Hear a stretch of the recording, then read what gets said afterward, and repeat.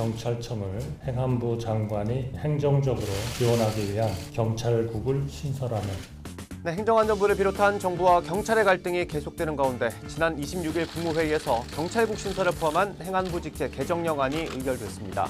경찰 행정을 투명하게 한다는 게 주요 취지입니다. 검찰청은 법무부 검찰국이, 국세청은 기획재정부 세제실이 견제하는 것처럼 경찰청도 행안부 차원의 관리 감독이 필요하다는 겁니다. 이걸 두고 경찰의 정치적 중립성과 독립성을 훼손한다는 비판과 더불어 과거 내무부 치안본부의 회기라는 내부 반발이 있습니다. 지난 23일 유사명 울산 중부경찰서장 주도하에 전국 총경 350여 명이 경찰국 신설 등 윤석열 정부 경찰개혁에 반대 목소리를 냈습니다.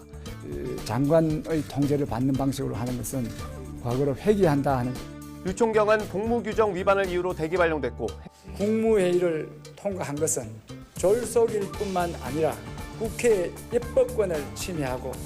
행정안전부 이상민 장관은 해당 회의가 하나회의 12.12 쿠데타에 준하는 상황이라고 강도 높게 비판했습니다. 무장할 수 있는 조직이 정부의 시책을 반대하는 것은 대단히 위험합니다. 하나회가 12.12 쿠데타를 일으킨 것이 바로 이러한 시작에서 비롯된 것입니다. 뒤이어 경찰이 열기로 했던 14만 전체 경찰회의를 자진 철회하면서 경찰국에 대한 내부 반발은 다소 소강 국면을 맞았지만 여전히 불법적인 경찰국 설치를 국회가 입법적으로 시정해 줄 걸 믿는다며 우려를 표명하고 있습니다. 경찰의 징계가 지나치다. 그럼에도 경찰의 집단행동은 부적절하다. 이런 두 여론이 충돌하는 상황입니다.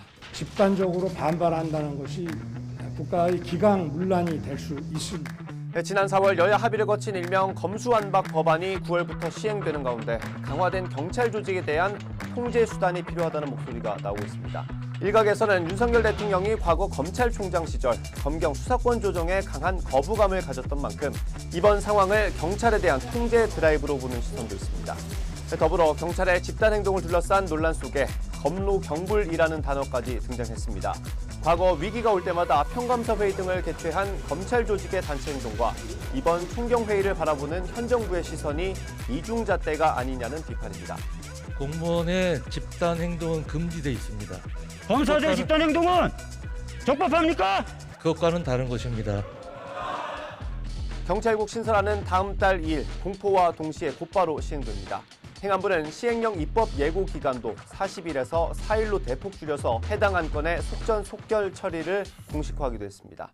행안부 장관의 경찰 직접 통제는 민주주의 역사를 거스르는 퇴행이라며 경찰 내 다수 구성원이 정부 방침을 연일 비판하고 있는데요. 이걸 둘러싼 갈등은 당분간 이어질 것으로 보입니다.